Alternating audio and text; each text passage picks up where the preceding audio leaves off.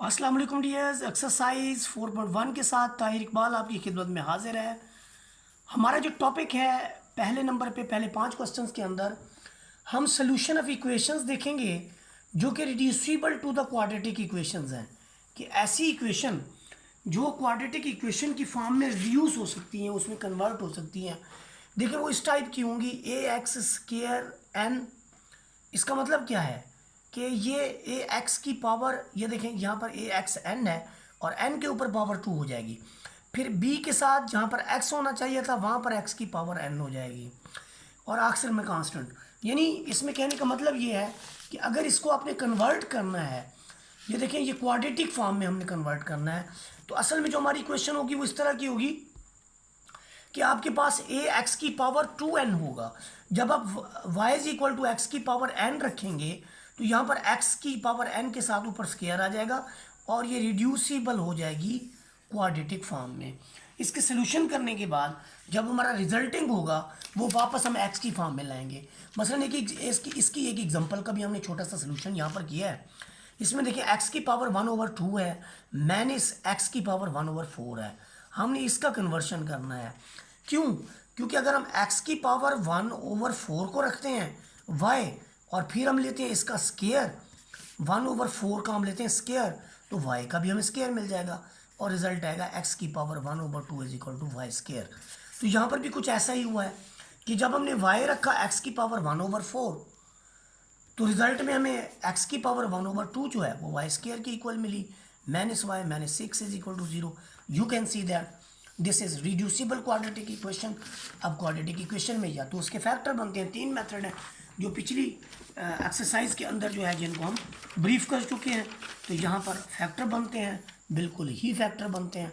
Factor बनते कैसे हैं ज़रा देखिए। आपने पहली इक्वेशन को आखिरी से मल्टीप्लाई करना होता है। वाई स्क्वायर को -6 से करें तो -6 वाई स्क्वायर आ जाता है। ये हमने पहली इक्वेशन पहली वैल्यू को लास्ट से मल्टीप्लाई किया। जब यहाँ पर नेगेटिव है तो हमारी 6 कम 6 2 3 6। जब यहाँ पर -6 वाई स्क्वायर है तो दोनों के साइन डिफरेंट होंगे। हाँ वाई भी सबके साथ आएगा। साइन कैसे डिफरेंट होंगे दोनों के? उसका ये होगा कि एक का आपको प्लस देना पड़ेगा, दूसरे को माइनस। इससे तो आपका 1 आता नहीं है, इससे 1 आता है। आप नफ़ी उसको देंगे जो यहाँ पर साइन होगा, मतलब यहाँ पर जो साइन है वो बड़ी वैल्यू को देंगे। इधर नफ़ी है वाई के साथ तो आप नफ़ी बड़ी वैल्यू को देंगे, दूसरी को आप प्लस देंगे। बाकी ये बात है प्लेसिंग करना, चाहे जिसका भी आपको दिल करे वो आप पहले रख लें, दूसरे नंबर वाली को बाद में रख लें। तो यहाँ पर देखें आप अक्सर लोग बड़ी को पहले रख लेते हैं, कोई मसला नहीं है। आप छोटी को भी पहले रख सकते हैं, छोटी वैल्यू को भी। इन दोनों में से आपने y कॉमन लिया तो y-3, इनमें से 2 कॉमन लिया तो y-3। अब y-3 इसमें भी है इसमें भी है। आपने क्या किया जी, y-3 को कॉमन ले लिया। यहाँ से हमें मिला जी y, यहाँ से हमें मिला y+2। अब बारी बारी इनको इक्वल टू 0 पुट करेंगे। y-3 को 0 पुट करेंगे तो y इज इक्वल टू 3 आ जाएगा और यहाँ से y+2 को 0 पुट करेंगे तो y इज इक्वल टू -2 आ जाएगा। लेकिन असल में जो हमारा आंसर है वो तो ये है कि हम y की जगह पे हमने सब्सटीट्यूट किया था x की पावर 1/4, तो वो वहाँ पर रिप्लेस कर देंगे हम x की पावर 1/4। दोनों तरफ पावर 4 लें तो 3 की पावर 4, इधर भी 4 लें तो -2 की पावर 4 और 3 की पावर 4 आपको पता है 81 के इक्वल होती है। 2 की पावर 4 16 की इक्वल होती है। तो सोल्यूशन सेट हमारा हुआ 81 एंड 16।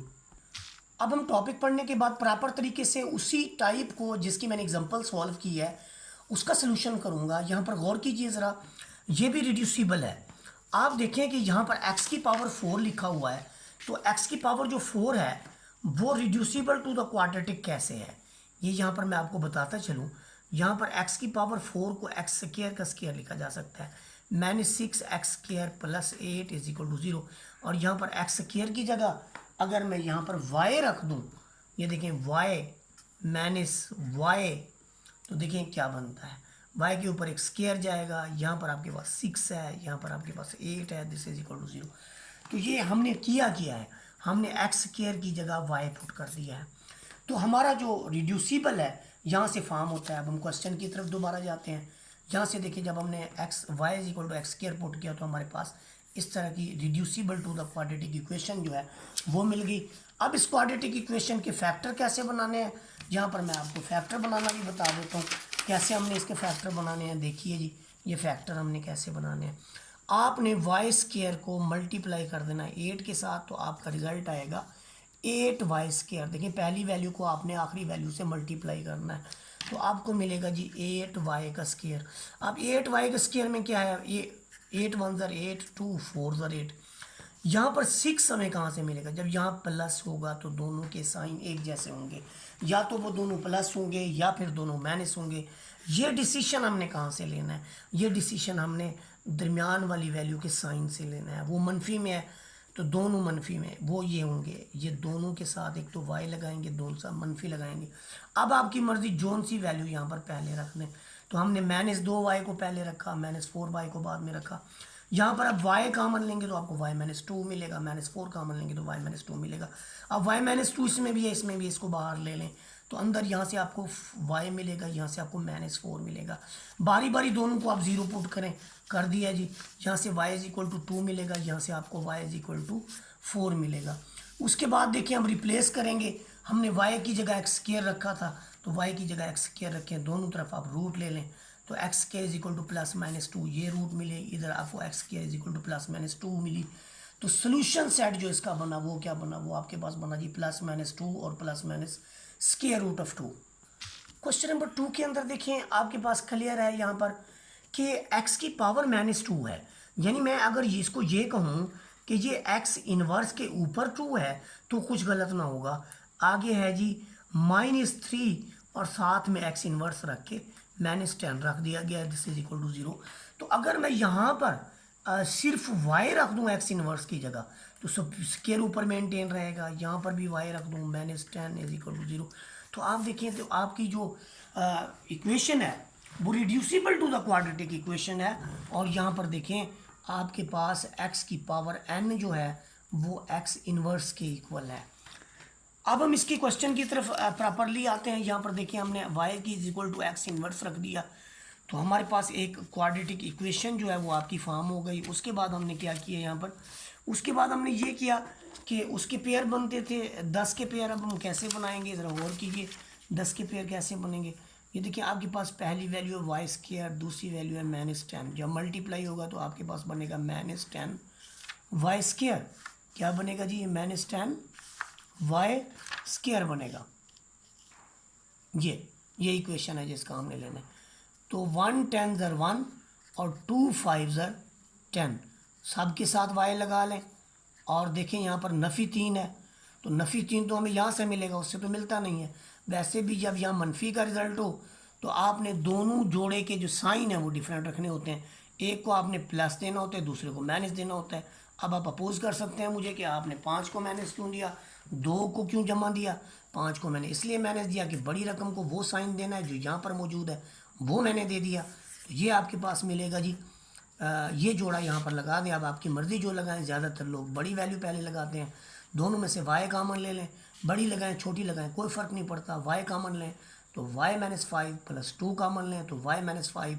अब y-5 इधर भी है, y-5 इधर भी है, कॉमन लेंगे तो आपका y-5 बाहर आ जाएगा, यहाँ पर y+2 रह जाएगा।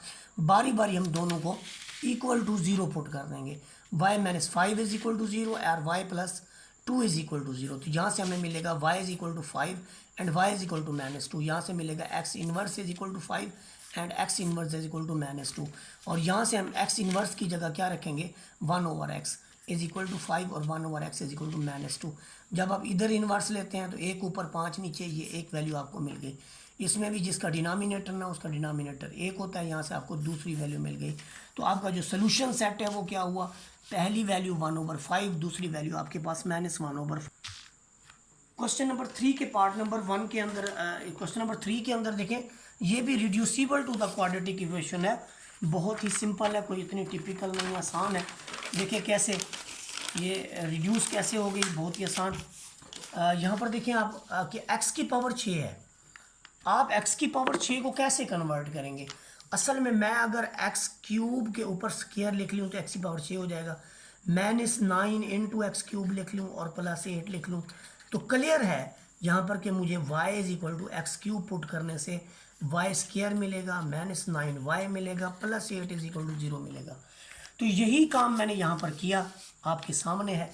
मैंने y = x³ रखा, फिर यहाँ से ये मिला फिर मैंने यहाँ पर फैक्टर बनते हैं, तो मैंने क्या किया, फैक्टर कैसे बनाए इसके, ये इसके फैक्टर जो है वो भी मैं आपको बता देता हूँ कि इसके फैक्टर कैसे बनेंगे। देखिए ज़रा, आपने क्या करना है, पहली वैल्यू को लास्ट से मल्टीप्लाई कर देना है। तो ये वाई स्क्वायर है, लास्ट वाली वैल्यू आपके पास 8 है, आपका रिजल्ट आ जाएगा जी 8 वाई का स्क्वायर। ये चूँकि प्लस में है, दोनों के साइन एक जैसे होंगे, इधर 1 लिखेंगे, इधर 8 लिखेंगे, 2 चौके 8, सब के साथ आप वाई लगा दें, सब के साथ आप ये इसके हम फैक्टर बना रहे हैं, सब के साथ आप वाई लगा दें। अब इसमें क्या होगा, बड़ा ही सिंपल है इसमें कि चूँकि ये प्लस में है, दोनों के एक जैसे साइन होंगे, लेकिन होंगे कौन से, ये हम डिसाइड करेंगे दरमियान वाली वैल्यू से। अगर यहाँ पर माइनस है तो दोनों को माइनस दे दें, अगर यहाँ पर प्लस होता तो दोनों को प्लस दे दें। इससे इस जोड़े से हमारा ये वाला जो पर्पज़ है वो पूरा नहीं होता, तो इसलिए हम इसकी जगह क्या रखेंगे, -8y -y + 8। अब हम इन दोनों में से कॉमन लेंगे, इन दोनों में से y कॉमन लें, y -8, इनमें से -1 कॉमन लें तो y -8। अब y -8 इसमें भी है, इसमें भी है, y -8 कॉमन लिया तो हमें मिला y -1। बारी बारी दोनों को 0 पुट करें, y -8 = 0 एंड y -1 = 0। अब y की जगह जो है हमने x³ को रखा था, तो x³ -8 = 0, ये क्यूबिक इक्वेशन है, तो 3 सोल्यूशन मिलेंगे। इस बात को याद रख लें कि ये क्यूबिक इक्वेशन है, और क्यूबिक के लिए हमारा फार्मूला क्या था, a³ - b³ और this is equal to a - b into a² + ab और +b²। इस फार्मूले के मुताबिक मैंने इसकी एक्सपेंशन की है, यहाँ से हमें एक रिज़ल्ट मिला, x = 2 मिला। दूसरा जो आपके पास है ये वाला, ये आपके पास यानी ना तो कंप्लीट स्क्वायर है, ना इसके फैक्टर बनाए जा सकते हैं, तो क्वाड्रेटिक फार्मूले की इम्प्लीमेंटेशन होगी। इसमें a = 1 है, b = 2 है, c = 4 है। फार्मूले के अंदर वैल्यूज़ रखने से हमारे पास क्वाड्रेटिक फार्मूला जो है वो 2 का स्क्वायर -4ac/2 है। ये सारा, ये आपके पास 4 - 16 जाए तो आपको माइनस का जो है वो 12 मिलेगा। यहाँ से देखिए, -2 + -4 में से 16 जाए तो आपका माइनस का 12, यहाँ पर अयोटा आ जाएगा। 12 का आपको पता है कि अगर 12 की आप तस्जी ले रहे हैं तो 2 × 2 × 3 होता है, और इसमें से 1 2 जो है बाहर जाएगा और 3 जो है वो अंदर रह जाएगा। तो इसलिए ये अब 2 सबसे कॉमन लेंगे, यहाँ पर देखें आप 2 कॉमन लेते हैं तो -1 प्लस अयोटा √3/2, 2 से 2 आपका कैंसिल हो जाता है और ये रिज़ल्ट आ जाता है। दूसरा हमारे पास जो वैल्यू है, नेक्स्ट जो हमारे पास वैल्यू है इसकी, वो आपके पास है जी x²। जो नेक्स्ट वैल्यू है हमारे पास, यहाँ से एक वैल्यू हमारे पास है x - 1 और x² + x + 1। एक तो सोल्यूशन हमें यहाँ से मिल जाएगा x = 1, दूसरे को अब हम सॉल्व कर लें। यहाँ पर देखिए x² + x + 1 जो है 0 के इक्वल, a = 1 है, b = 1 है, c = 1 है। यहाँ सब्सटीट्यूट करें तो ये हमने जो है cube root of 4th root of unity में भी पढ़ा है, तो ये -1 + -1 -4ac/2a, तो ये अयोटा √3 कम्प्लेक्स रूट्स आती हैं। तो एंड में जो हमारा सोल्यूशन सेट मिलेगा वो क्या होगा, ये 1 भी हमारा आंसर है, ये भी है, ये भी है और ये भी है, ये हमारे पास सोल्यूशन सेट हो जाएगा। और यूँ क्वेश्चन नंबर 3 आपका कंप्लीट हुआ। क्वेश्चन नंबर 4 के अंदर देखिए हमारे पास 8x⁶ है। क्या हम रिड्यूसिबल करने के लिए इसे x³ के ऊपर स्क्वायर नहीं लिख सकते, -9 × x³ -27 = 0। तो x³ की जगह अगर मैं y लिख दूं तो ऊपर स्क्वायर लिखूंगा 19 और y -27 = 0, यानी मैंने x³ की जगह y लिख दिया।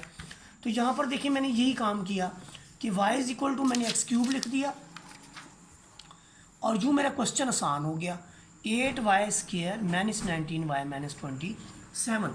जब मैंने 8 और -27 को आपस में मल्टीप्लाई किया तो मेरे पास रिज़ल्ट आया -216y²। अब पहली वैल्यू से ये नहीं आता, दूसरी से नहीं आता, क्योंकि 19 है। 19 जाके जो आपके फैक्टर बनते हैं आपके सामने है, इनमें से सेकंड लास्ट फैक्टर जो है, ये देखें, ये सारे फैक्टर में से सेकंड लास्ट फैक्टर जो है यहाँ से 19 मिलता है, क्योंकि 27 में से 8 जाएँ तो 19 मिलेंगे। इसमें मैं इसको नफ़ी इसलिए दे रहा हूँ, ये भी मैं बता देता हूँ आपको कि मैं इसको नफ़ी और इसको प्लस किस लिए दे रहा हूँ। नफ़ी तो मैं इसको इसलिए दे रहा हूँ कि यहाँ पर -216 आंसर आया है। अब मैं असल वैल्यूज़ की तरफ जाता हूँ।